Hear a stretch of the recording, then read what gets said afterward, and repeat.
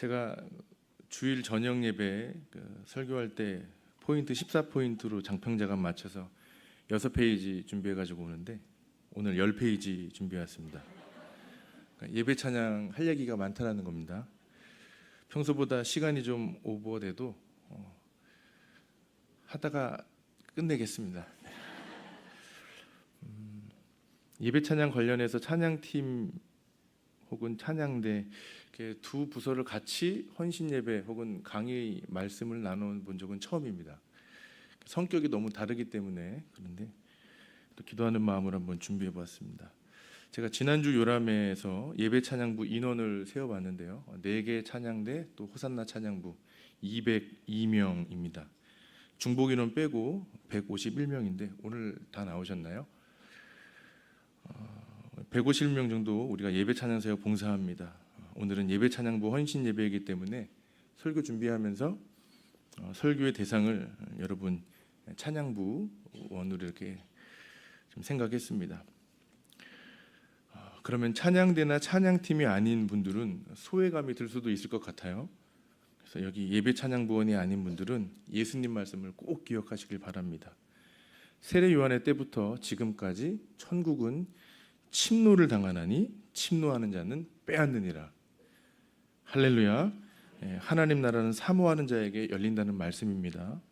예배 찬양 부원이 아니라도 전심으로 예배하고 주께서 내게 주실 은혜를 기대하면 결코 섭섭하게 하지 않으실 줄 믿습니다. 강단에서 선포되는 말씀을 내게 주시는 말씀으로 잘 받으셔서 찬송 가운데 하나님의 역사와 생명을 누릴 수 있기를 바랍니다. 오늘 설교는 강의식 설교로 2가지를 좀 나눠보려고 합니다. 앞부분은 강의 내용으로 찬양과 관련해서 제가 중요하게 생각하는 몇 가지 좀 말씀 나눠보고 후반부에 본문 말씀 같이 보겠습니다. 오늘 내용이 예배 찬양 사역하시는 분들에게 유익한 내용이 되시길 바랍니다. 우리 기도 인도하신 권사님 기도 중에 말씀하셨는데요. 기도하셨는데요. 오늘 우리 예배 찬양부가 한 자리에 모여서 우리를 이 사역으로 부르신 하나님께 예배하며 우리의 헌신을 재확인하는 날입니다. 우리가 매주일 예배하고 찬양 사역을 하면서 같은 뜻을 가진 사람들이 연합하여 마음을 모으고 뜻을 모아 이 사역에 진심 가지고 사람들과 같이 하는 겁니다. 근데 여러분, 이 사역하는데 제일 중요한 게 이것입니다. 예배 사역에 소속감을 가지셔야 돼요.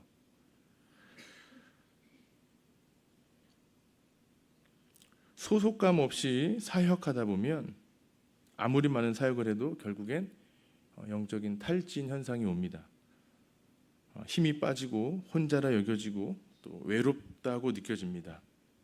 소속감이 없으면 떨어져 나가는 겁니다. 소속감을 우리가 어떻게 느낄 수 있을까요? 수동적인 태도에서는 결코 알 수 없습니다. 어떻게 가져야 되는가? 한번 따라해 보시겠어요? 우선순위입니다. 소속감은 우선순위에서 만들어지는 거예요. 무슨 일이 있어도 예배 찬양 사역을 우선으로 두셔서 이 사역을 잘 감당하시길 주님의 이름으로 부탁드립니다. 여러분이 속한 찬양대나 찬양팀 안에 자연스럽게 우선순위를 두면 소속감이 생기는 겁니다. 여러분, 성삼위 하나님께서도 서로 소속감을 갖고 사랑의 연합을 이루셨습니다. 다른 말로 하면 성삼위 하나님이 서로 위탁된 관계 안에서 서로 책임감을 갖고 사랑으로 하나 되셨다는 겁니다. 각 찬양대와 찬양팀에 속하여 사역을 하실 때 소속감을 갖고 우선순위를 두어서 이 사역을 잘 감당하시길 바랍니다. 엘림의 이름으로, 베델의 이름으로, 갈릴리의 이름으로, 또 브니엘의 이름으로, 호산나 찬양부의 이름으로 모일 때마다 여러분 소속팀 안에서 능동적인 또 적극적인 우선순위를 가지고 열심히 해보세요. 그러면 여러분 마음에 행복한 마음이 올라올 겁니다. 이게 첫 번째 예배 사역을 감당하는 데 필요한 소속감, 우선순위입니다. 여러분, 우리가 찬양하고 찬양을 말할 때 우리 찬양의 대상을 바르게 아셔야 돼요. 찬양의 대상을 바르게 알지 못하면 찬양의 목적과 방향이 엉뚱한 곳으로 갑니다. 찬양 사역을 하는 사람이라면 반드시 암송해야 하는 말씀이 있습니다. 기도 중에도 나왔어요. 이 백성은 내가 나를 위하여 지었나니 나의 찬송을 부르게 하려 함이라. 외우기도 쉽습니다. 가르쳐 드릴게요. 이사야 따라해 보시죠. 이사야 4321 43장 21절 말씀입니다. 이사야 4321 이 백성은 내가 나를 위하여 지었나니 나의 찬송을 부르게 하려 함이라. 여러분, 찬송은 하나님의 것입니다. 우리 찬양의 대상은 언제나 하나님이세요. 하나님께서 구원을 잃어버린 백성들을 다시 찾아내시면서 범죄하여 나라도 잃고 땅도 잃고 무엇보다 가장 중요한 예배를 잃어버린 백성들을 다시 찾아내시며 그들에게 회복의 말씀을 주시며 첫 번째 하신 말씀이 이 말씀이에요. 이 백성은 내가 나를 위하여 지었나니 나의 찬송을 부르게 하려 함이라. 나의 찬송입니다. 하나님의 찬송이에요. 찬양대의 찬송이 아닙니다. 여러분, 우리가 유튜브를 봅니다. 뮤직비디오로 여러 가지 본 게 있으실 거예요. 예배 찬양 사역 유튜브 있습니다. 자신과 또 자신의 사역과 노래 영상 조회수를 열심히 높이는 영상들이 있어요. 잘 보세요. 이게 하나님의 찬송인가요? 사역자의 찬송인가요? 평가는 우리가 할 수 없습니다. 느낄 수가 있는 것이죠. 하나님의 찬송인데 하나님의 찬송을 가지고 자신을 드러내는 사람들이 있습니다. 사단 마귀가 하나님의 찬송과 하나님의 영광을 도둑질할 때 영광의 자리에서 멸망의 자리로 단번에 떨어졌습니다. 찬양 가사나 메시지는 뒤로 하고 음악에 너무 몰두하다 보면 찬송 본연의 역할을 놓칠 때도 있습니다. 이게 무슨 말이냐면 이것도 시작은 하나님의 찬송인데 뒤로 가서 나의 찬송이 된 것입니다. 나의 찬송, 나의 음악이 되는 겁니다. 음악이 드러나고 내가 드러나고 찬송은 하나님을 노래하는 것인데 그 속에 자랑하고 싶은 나로 꽉 차게 되는 겁니다. 하나님의 찬송입니다. 사람이 여타의 마음으로 할 수 없습니다. 이게 무슨 말이냐면 찬송을 수단으로 여길 수 없다는 겁니다. 여러분, 찬송을 수단으로 여기는 사람이 있어요. 하나님의 것을 가지고 자기의 뜻을 펼치는 겁니다. 찬송을 수단으로 여기면 그때부터 그 찬송에는 하나님의 역사와 하나님의 생명은 나타나지 않습니다. 인간에게 감동을 줄 수는 있어요. 그러나 그 찬송에 더 이상 하나님의 임재는 없습니다. 하나님의 부재만 남는 노래가 되는 겁니다. 찬송은 수단이 아닙니다. 여러분, 어떤 게 수단일까요? 찬송을 예배를 준비하는 어떤 도구로서, 예배를 위한 도구로서 시간을 맞추기 위해서 찬송을 부른다면 그 사람에게 찬송은 수단입니다. 여러분, 오늘 이후로 준비 찬송이란 말 머릿속에서 완전히 지우시길 바랍니다. 할렐루야. 준비 찬송 없어요. 준비 찬송 없습니다. 혹 내가 찬양대 하면서 내가 찬양대를 몇 년을 섬겼는데 봉사한 기간이 나 5년 섬겼는데 나 10년 섬겼는데 이 봉사한 긴 세월이 자랑이 되시는 분 계실까요? 찬양대 봉사한 기간이 오래되었다고 자랑했다면 그 사람에게도 수단입니다. 하나님을 높여드리고 경배하는 게 목적이 아니라 찬송을 통해 또 어떤 부흥을 기대했다면 죄송하지만 그것도 그 찬송도 수단입니다. 찬양의 대상과 목적은 언제나 하나님 한 분인 줄 믿습니다. 다른 이유가 들어올 수가 없습니다. 찬양은 하나님의 것입니다. 찬송은 하나님의 것입니다. 내가 나를 위하여 지었다는 건 뭘 뜻하는가요? 우리를 창조하신 하나님께서 우리의 노래를 통해서, 우리가 부르는 노래를 통해서 하나님이 즐거워하고 우리가 이웃을 사랑하고 저와 여러분의 죄 문제를 능히 이겨내므로 구원받은 백성답게 살라고 이 찬송을 부르게 하셨는데, 하나님이 이 찬송하라고 나의 찬송이라고 말씀하셨는데 그게 찬송의 메시지인데 여기서 벗어난다면 아니라는 겁니다. 여러분, 총회에서 벌써 23년 전입니다. 2001년 교회에서 사용하지 말아야 할 변경된 기독교 용어란 소책자를 냈습니다. 여기에 성가대라는 말도 사용하지 말라고 말하고 있어요. 성가대 용어도 찬양대로 바꿔서 사용할 것을 결의했습니다. 성가대 쓰지 마세요. 노맨이세요? 아멘이시죠? 제 얘기가 아닙니다. 총회가 결의한 거예요. 성가대라는 말은요, 일본의 세이카다이라는 일본말 성가대에서 온 거예요. 성가라는 용어는 불교를 비롯해서 모든 종교에서 부르고 사용하는 단어이기 때문에 우리가 믿고 따르는 성경의 가치관, 정신, 우리 고유의 이름인 찬양과는 멀기 때문에 성가대 쓰지 말라는 겁니다. 저를 한번 따라서 찬양대 3번 해보시죠. 시작. 감사합니다.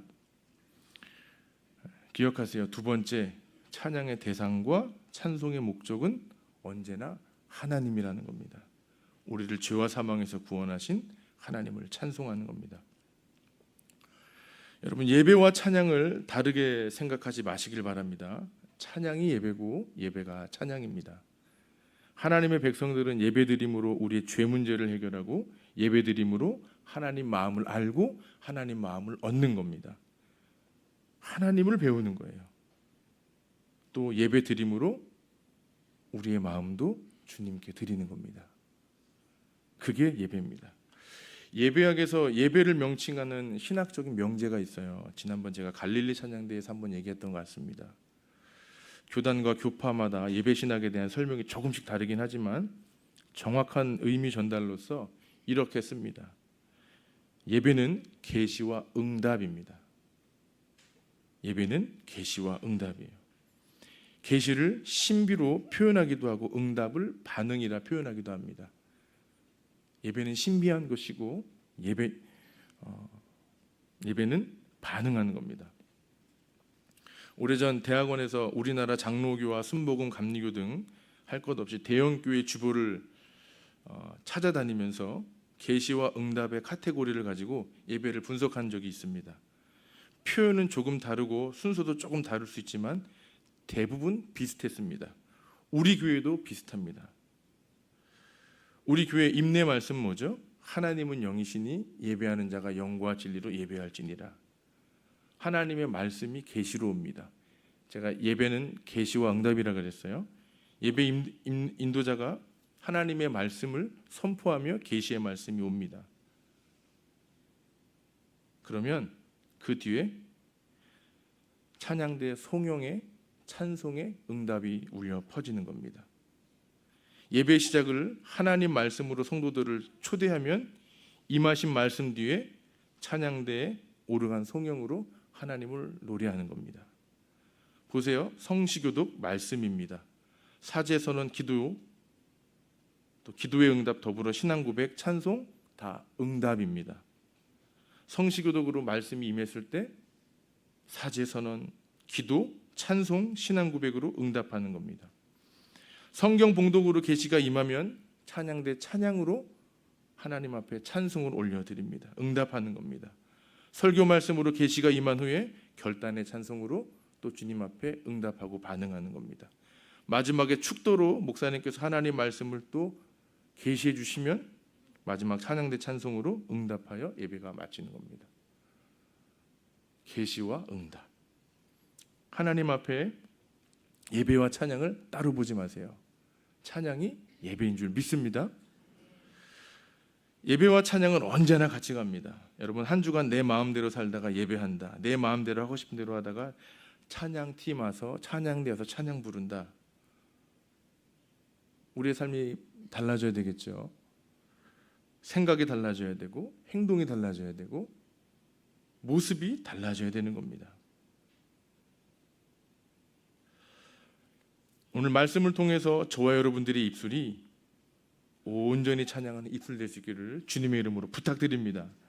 이전에 하나님을 찬양했던 것보다 더 진하게, 더 깊게 하나님을 높여드리고 경배할 수 있기를 바랍니다. 하나님께 목소리로 찬양드리고 몸으로 주님을 경배하는데 인색하지 않기를 바라요. 그래서 무슨 일을 만나든지 야훼 하나님을 찬양하는 것을 맨 첫 번째로 삼는 저와 여러분 되기를 바랍니다. 제가 방금 야훼 하나님이라고 말씀드렸어요. 듣기에 어색하실 텐데요. 설교 내용 때문에 여호와 하나님이라 하지 않고 야훼 하나님이라 했습니다. 이따가 설명드리겠습니다. 여러분들에게 찬양이 뭔가요? 라고 이렇게 질문한다면 여러분 뭐라고 대답하시겠어요?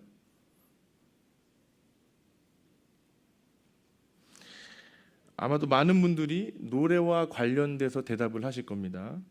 왜 그럴까 생각해 보면 대부분 교회에서 찬양을 노래하는 것과 연관지어서 보여주었기 때문이죠. 찬양하면 노래가 떠오를 거예요. 찬양을 말할 때 머릿속에 제일 먼저 떠오르는 것은 음악과 관련된 것입니다. 그도 그럴 것이 매 주일마다 우리 예배팀이 앞에서 찬양을 인도해 주기 때문이고 찬양대의 아름다운 노래 때문에 어쩌면 이건 자연스러운 생각인 것 같습니다. 보통 찬양을 말할 때 성도가 하나님께 노래하는 음악의 한 종류로 인식을 하는데 이것은 맞는 말이지만 좁은 의미에서 찬양이라 말할 수 있습니다. 찬양이 노래를 포함할 수는 있어도 노래가 찬양을 다할 수는 없습니다. 성경은 찬양과 노래를 이원론적으로 구분하진 않습니다. 찬양과 노래 서로 다른 개념인데 여러분 이렇게 이해하시면 좋겠습니다. 찬양이 내용에 관한 것이라면 노래는 형식을 담아내는 겁니다. 찬양의 내용이 주된 메시지가 이렇게 세 가지로 나눌 수 있어요. 첫 번째, 하나님 말씀, 찬양의 내용이 됩니다. 하나님 말씀이 찬양의 가사, 내용이 되는 겁니다. 하나님이 하신 말씀을 찬양하는 겁니다. 두 번째, 내게 베풀어 주신 은혜가 찬양의 내용이 됩니다. 세 번째, 성도의 교제가 찬양의 내용이 됩니다. 이 셋 중에 가장 강력한 찬양의 메시지는 단연 첫 번째인 하나님의 말씀을 노래하는 것이 강력한 메시지가 되겠죠. 그대로 찬송으로 담아내는 것, 말씀으로 만든 찬양은 힘이 있습니다. 놀랍게도 하나님 말씀과 베푸신 은혜와 성도의 교제가 다 들어간 찬양이 성경에 기록되어 있습니다. 어디죠? 시편입니다. 시편으로 된 찬양을 많이 부르실 수 있기를 바랍니다. 아까 유튜브 말씀드렸는데요. 여러분 유튜브에서 찬양을 많이 접하게 되시죠? 기억하십시오. 찬양은 멜로디보다 가사가 더 중요합니다. 찬양이 그런 겁니다. 또 아무리 좋은 찬양도 그 메시지가 나에게 집중된 찬양이라면 감히 말씀드립니다. 부르지 마시길 축복합니다. 선택해서 부르시길 바랍니다. 강단에서 이건 되고 저건 안 되고 여러분 각자의 기호가 있기 때문에 함부로 말할 수 없지만 자신 있게 말씀드릴 수 있는 것은 시편과 관련된 노래 가사 혹은 성경을 그대로 가져다 멜로디를 붙인 찬양을 많이 부를 수 있기를 축복합니다. 말씀으로 만든 찬양을 불러보세요. 계속 불러보세요. 여러분 예전에 저도 기억이 있는데 칡 캐다가 먹어봤잖아요. 그죠? 어때요? 씹으면 씹을수록 단물이 계속 나옵니다. 마치 그래요. 하나님 말씀의 찬양, 하나님 말씀으로 만든 찬양을 부르면 지루하지가 않습니다. 부르면 부를수록 그 노래에 생명력이 나타납니다. 선교단체에서 사역하면서 전도여행을 다니는데 소년원 사역을 갔던 기억이 있습니다. 40분 찬양을 해야 되는데 한 8곡 정도를 준비해서 갔어요. 근데 그날 좀 이런 생각이 제 마음에 불쑥 들어왔어요. 그날 준비된 8곡의 찬양이 아니었는데 나의 사랑 나의 어여쁜 자야 일어나 함께 가자. 아이들을 보는데 그 노래가 생각이 난 거예요. 악보도 없었습니다. 준비된 것도 없었고. 근데 제 마음에 이게 하나님 주시는 마음이라 믿고 팀원들과 나누고 그냥 불렀습니다. 40분을 그 한 곡을 내리 불렀습니다. 그런데요, 아이들 눈에서 눈물이 나고 기도가 터져 나오고 하나님 앞에 저는 잘 모르겠습니다. 이상한 신비한 체험을 그날 처음 보았습니다. 여러분, 말씀으로 만든 찬양을 부르시면 하나님의 생명이 흘러나오는 줄 믿습니다. 경험하셔야 돼요. 경험하셔야 돼요. 안 해보시면 모릅니다. 바로 시편 찬양, 말씀으로 만든 찬양을 많이 부를 수 있기를 바랍니다. 오늘 우리가 같이 보았던 시편 150편 6절밖에 되지 않지만 이 짧은 구절 안에 여러분 찬양하라라는 동사가 몇 번 나오는지 보시길 바라요. 본문을 다시 한번 같이 읽기 원합니다. 제가 앞부분을 끊어 읽으면 여러분들이 뒤에 나오는 찬양하며 찬양하라 찬양할지어다를 읽어주시면 되겠어요. 1절부터 한번 해보겠습니다. 할렐루야, 그의 성소에서 궁창에서 능하신 행동을 위대하심을 나팔 소리로 비파와 수금으로 소고치며 춤추어 현악과 퉁소로 큰 소리 나는 재금으로 높은 소리 나는 재금으로 호흡 있는 자마다 할렐루야. 몇 번이에요? 짧은 6절인데 찬양하라로 가득 차 있습니다. 11번이죠. 여기서 할렐루야까지 포함하면 여러분 13번입니다. 누가 찬양하는가? 언제 찬양하는가? 어디서 찬양하는가? 무엇을 찬양하는가? 어떻게 찬양하는가? 왜 찬양하는가? 육하 원칙이죠. 이 말씀에 그 답을 다 주고 있습니다. 사랑하는 여러분, 우리 하나님은 찬송받기에 합당하신 분이십니다. 우리 처지와 형편과 상황과 상관없이 하나님은 찬양받기에 합당하신 분이십니다. 1절 시작이 할렐루야입니다. 여러분, 할렐루야 무슨 말씀인지 아시죠? 뭐라고요? 여호와를 찬양하라. 그런데 우리가 알고 있는 할렐루야와 히브리어 본래 할렐루야는 깊이가 조금 다릅니다. 차이가 좀 있습니다. 히브리어로 찬양하다라는 동사가 할랄이라는 말이에요. 할랄. 여러분, 영어에도 우리말로 해석할 때 그 단어의 첫 번째 뜻, 두 번째 뜻, 세 번째 뜻이 있는 것처럼 이 히브리어 할랄에도 이 동사도 가장 주된 뜻으로 해서 두 번째로 쓰는 해석, 세 번째, 네 번째 뜻이 있습니다. 해석을 그렇게 합니다. 첫 번째, 조금은 생소하시겠지만 이겁니다. 칭찬하다.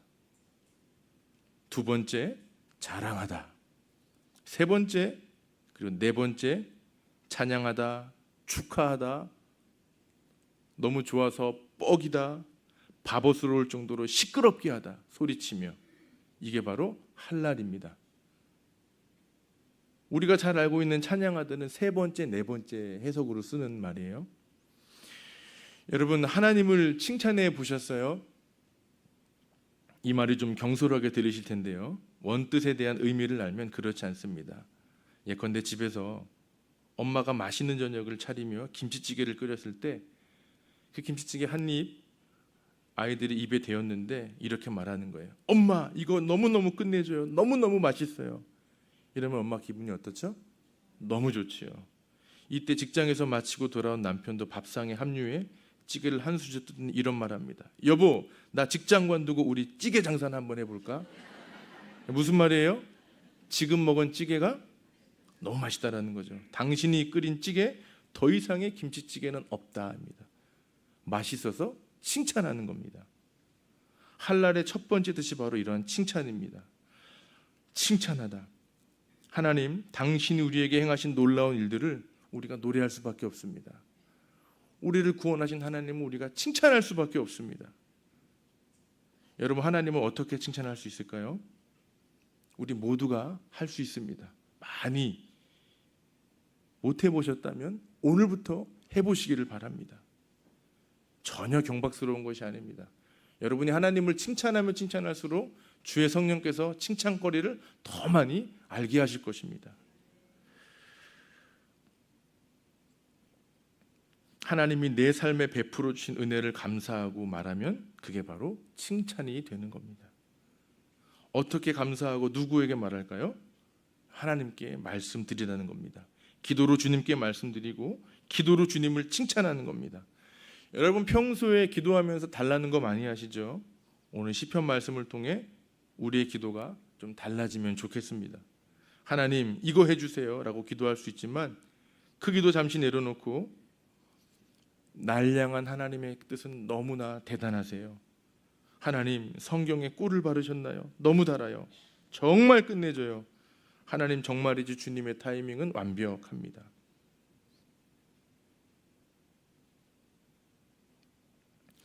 얼마 전 일인데요. 너무나 속상한 일이 있었습니다. 힘이 빠지고 다 내려놓고 싶은 만큼 너무나 속상한 일이 있었습니다. 얼마 전 일입니다. 근데 이 일을 제가 한 게 없어요. 근데 하나님께서 정말 놀랍도록 내가 생각해보지도 못했던 방법으로 이 일들을 해결해 내시는데 오늘 우리 1부, 2부, 3부 찬양하면서 우리 기도 역전대리를 찬양했잖아요. 제 마음이 얼마나 죄송하고 내가 이렇게 하나님 앞에 연약한 존재인지 이 찬양 부르면서 다시 고백하게 되었습니다. 여러분은 안 그러세요? 하나님께서 저와 여러분의 삶을 간섭하십니다. 칭찬하시길 축복합니다. 한날의 두 번째 자랑하다입니다. 여러분 자랑은 어떻게 하는 건가요? 계속 김치찌개 이야기해 보겠습니다. 남편이 찌개를 혼자 먹기에 너무 아까운 거예요. 이 저녁에 먹었던 찌개가 너무 맛있어 아내에게 이런 말 합니다. 여보 내일 저녁에 우리 회사 사람들을 집으로 데려올 테니까 이거 내일 또 끓여줘. 알았지?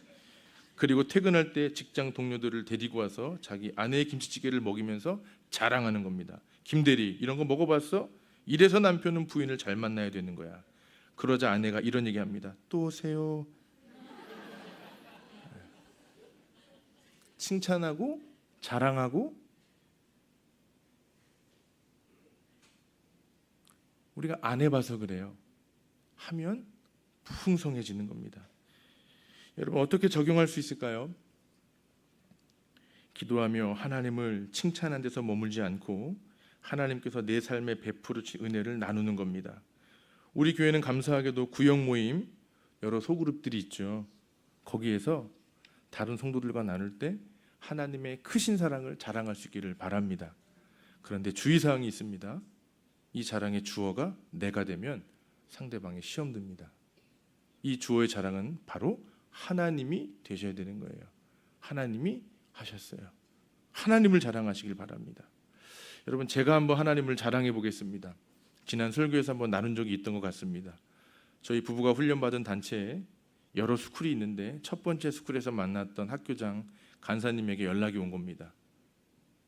저희 부부는 그 학교장 간사님에게 큰 은혜를 받았었는데 학교장 간사님 아들이 결혼한다는 거예요. 그 간사님 남편분이 심하게 이단에 빠져 이혼을 했습니다. 그래서 재정적으로 어렵다는 것을 제가 알고 있는데 아들의 결혼 소식을 듣고 제 마음에 축의금을 30만 원 하고 싶다라는 마음이 쓱 들어왔습니다. 전화를 끊고 그 이야기를 듣자마자 전화를 끊고 그 자리에서 바로 기도했어요. 하나님, 간사님 아들 형제가 결혼하는데 제가 30만 원 축의금을 하고 싶어요. 근데 지금 저는 돈이 없어요. 주님 저한테 30만 원만 보내주세요. 그거 그대로 결혼 축의금 보낼게요. 저는 지금까지 일생에 그렇게 빨리 응답받은 기도 제목은 처음입니다. 기도가 끝나자마자 전화가 왔습니다. 가까웠던 권사님께로부터 전화 왔는데요. 아들이 결혼을 하는데 축가를 해달라는 거예요. 그 아들도 참 착하죠. 어머니가 전도사님의 축가를 받고 싶어 하니까 그대로 순종하면서 하겠다는 것이옵니다. 평소에 사랑을 많이 주셨던 권사님이기 때문에 기쁜 마음으로 하겠다고 말씀드렸고 그게 바로 구주 토요일이었습니다. 제가 부르던 축가가 있으니까 잘 준비해서 열심히 불러드렸습니다. 식후에 식사를 하는데 권사님께서 저를 찾아오셨어요. 고맙다며 제 손에 봉투를 쥐어주셨습니다. 여러분 문제 나갑니다. 그 안에 얼마 들어있었을까요? 보기가 있습니다. 참고로 제가 하는 문제는 모든 답이 똑같습니다. 1번 30만 원, 2번 30만 원, 3번 30만 원, 4번 30만 원. 몇 번이에요? 모든 답이 다 번호가 답입니다. 30만 원 주셨어요. 그거 어떻게 썼을까요? 그대로 축의금 보냈습니다. 저는 이렇게 자랑했어요. 우리 하나님 정말 따봉입니다. 마음에 선한 동기를 주시고 그것을 이루시기까지 먼저 기도하게 하시고 그것을 통해 영광 받으시는 주님을 찬양합니다. 여러분, 사실 이와 같은 간증이 저만 있겠어요? 여러분도 다 있으시잖아요. 우리가 칭찬 안 해봤고 자랑 안 해봐서 그렇죠. 오늘부터 하시길 축복합니다. 부부끼리 많이 해보세요. 부부끼리 하면 절대 싸울 일 없습니다.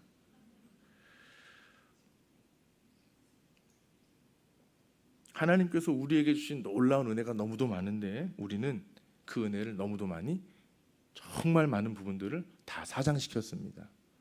꺼내서 칭찬하고 자랑하시길 축복합니다. 할랄의 세 번째, 바로 찬양하다예요. 이 할랄이라는 동사가 명령어 형태가 되면서 어미 변화를 일으킵니다.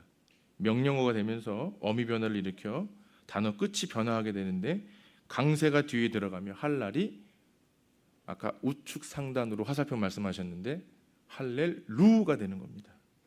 따라서 이것을 번역하면 칭찬하다, 자랑하다, 찬양하다, 뻑이다, 축하하다 동사에서 칭찬하라, 자랑하라, 찬양하라, 바보스러울 정도로 시끄럽게 축하하라 이겁니다. 오늘 설교 제목 한번 해볼까요? 시작. 할렐루야가 되는 겁니다. 좀 더 강하게 표현하면 악센트가 뒤에 붙어서 칭찬해, 자랑해, 찬양해, 뻐겨, 축하해가 되는 겁니다. 명령이 되는 겁니다. 그러면 도대체 누구를 칭찬하고 누구를 자랑하고 누구를 찬양하라는 것인가?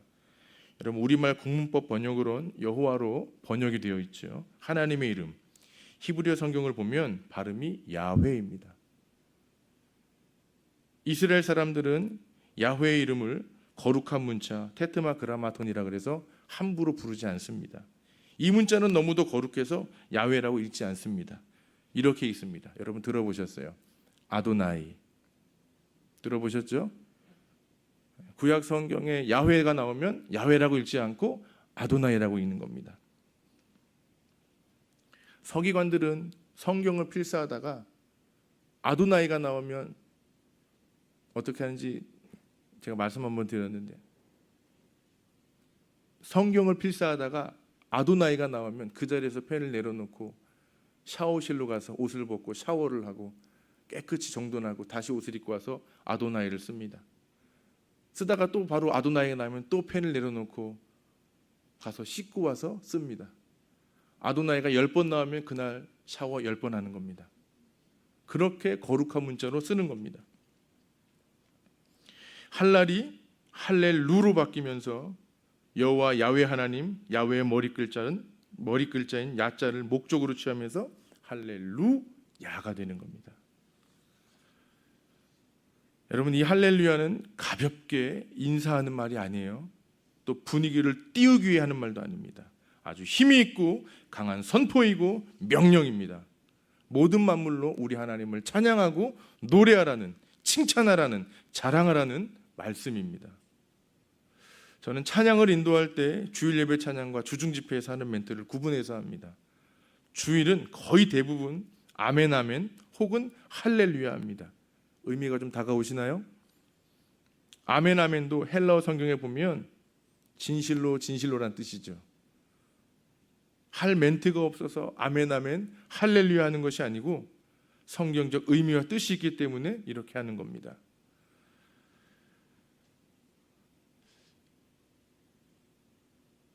여기까지가 저희 강의였고 지금부터 1절 말씀을 준비해야 되는데 여기까지 하도록 하겠습니다.